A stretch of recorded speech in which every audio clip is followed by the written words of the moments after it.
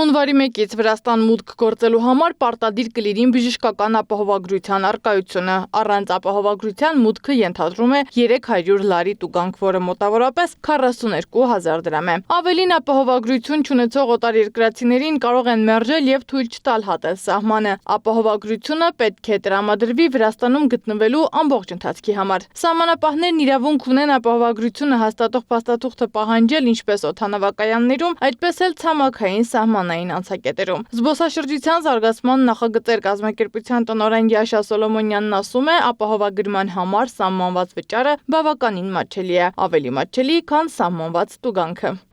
Հա, մինչև այսօր ինքը պարտադիր չէ, չնայած որ շատ-շատերս մեզանից ճամփորդելուց ինքնուրույն անում էին այդ ապահովագրությունը, տվոսքը ինչ-որ մեծ գումարների մասին չի, օրինակ, չգիտեմ, երկշաբաթյա հանգիստ Վրաստանում կազմակերպելու համար անձի համար ապահովագրավճարը 2000